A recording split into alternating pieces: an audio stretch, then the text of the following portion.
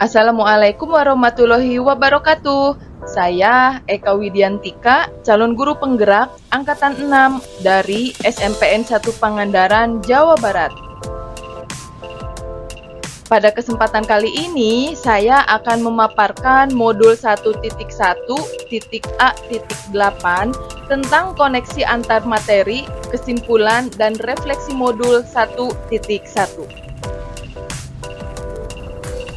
Dasar-dasar pendidikan menurut Ki Hajar Dewantoro ada 7. Yang pertama, menuntun, yaitu mengarahkan peserta didik untuk belajar sesuai dengan kodrat alam dan kodrat zaman, yang kita kenal dengan trilogi pendidikan, yaitu Ingarso Sungtulodo, Ing Madiom Bangunkarso, dan Tuturi Handayani. Yang kedua adalah kodrat anak. Pada hakikatnya, kodrat anak adalah merdeka dan bermain. Yang ketiga, pendidikan harus berpihak pada anak. Pendidikan yang menghamba pada anak menekankan pada minat, kebutuhan dan kemampuan individu, menghadirkan model dan metode belajar yang menggali motivasi untuk membangun kebiasaan anak menjadi pembelajar sejati, selalu ingin tahu terhadap informasi dan pengetahuan, suka dan senang membaca. Pembelajaran yang seperti ini sekaligus dapat mengembangkan kualitas sumber daya manusia yang dibutuhkan di era mendatang, seperti kreativitas, inovatif, kepemimpinan, rasa percaya diri, kemandirian, kedisiplinan, kekritisan dalam berpikir, daya nalar yang tinggi, kemampuan berkomunikasi dan bekerja dalam tim, serta wawasan global untuk dapat selalu beradaptasi terhadap perubahan dan perkembangan zaman. Yang keempat, anak bukan tabula rasa atau kertas kosong. Ketika kita memandang anak sebagai individu, itu akan membuat proses pendidikan yang kita lakukan berbeda dibandingkan jika kita memandang anak sebagai kertas kosong. Dengan memandang anak sebagai individu, kita lebih melibatkan anak dalam proses pendidikan untuk dirinya sendiri. Kita mendengarkan dan memperhatikan pendapat mereka, serta menjadikannya sebuah hal yang penting dalam proses pendidikan. Yang kelima, budi pekerti. Menurut Ki Hajar Dewantoro, budi pekerti atau watak atau karakter merupakan perpaduan antara gerak pikiran, perasaan, dan kehendak atau kemauan, sehingga menimbulkan tenaga. Budi pekerti juga dapat diartikan sebagai perpaduan antara cipta, karsa, sehingga menciptakan karya. Budi pekerti menekankan pada teori trikon. Yang pertama, kontinu, yaitu tidak melupakan akar nilai budaya. Yang kedua, konvergen, yaitu memanusiakan manusia. Dan yang ketiga, konsentris, yaitu menghargai keberagaman dan memerdekakan murid. Yang keenam, Ki Hajar Dewantoro menggambarkan pendidik itu adalah petani atau tukang kebun. Ki Hajar Dewantoro mengibaratkan peran pendidik seperti seorang petani atau tukang kebun.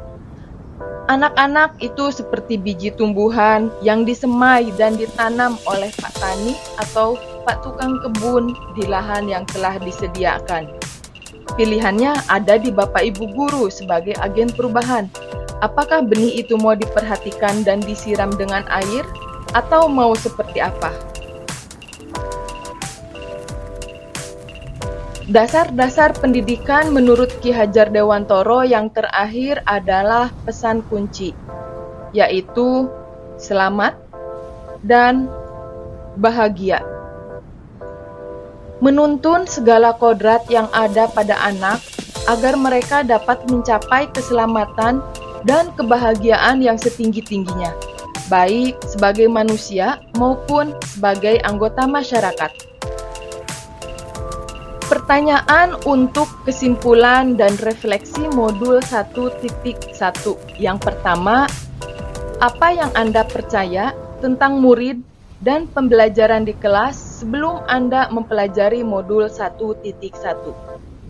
Dulu saya berpikir bahwa murid adalah objek yang bisa diatur semau guru. Murid akan nurut pada guru yang galak. Dengan memberi hukuman dapat mengubah perilaku murid. Murid pintar dan berprestasi adalah hasil dari pengajaran guru. Guru mentransfer pengetahuan, seakan-akan guru adalah satu-satunya sumber ilmu bagi murid. Dan yang terakhir, saya berpikir mendidik dan mengajar adalah hal yang sama. Setelah saya mempelajari modul 1.1 tentang filosofis pemikiran Ki Hajar Dewantoro, pandangan saya tentang pendidikan berubah dan tersadar bahwa selama ini cara berpikir saya sebagai pendidik kurang tepat. Beberapa perubahan cara berpikir saya setelah memahami filosofi pemikiran Ki Hajar Dewantoro diantaranya adalah: yang pertama, peserta didik adalah teman, agar guru bisa lebih memahami karakter peserta didik. Yang kedua, gunakan komitmen agar peserta didik bertanggung jawab pada dirinya sendiri. Yang ketiga, proses pembelajaran jauh lebih penting daripada hasil. Yang keempat, guru adalah fasilitator, menyediakan apa yang peserta didik butuhkan dan mengarahkan apabila terjadi kesalahan. Dan yang kelima, guru adalah seorang pendidik, jauh lebih luas daripada sekedar mengajar. Pertanyaan nomor 2, apa yang berubah dari pemikiran atau perilaku Anda setelah mempelajari modul ini? Pandangan saya banyak berubah mengenai pendidikan setelah memahami filosofi Ki Hajar Dewantoro. Banyak hal baik yang saya alami, seperti merubah mindset sebagai seorang pendidik dan harus bisa memberi contoh yang baik kepada peserta didik, baik dalam ucapan maupun perilaku. Pertanyaan yang ketiga, apa yang dapat segera Anda terapkan lebih baik agar kelas Anda mencerminkan pemikiran Ki Hajar Dewantoro?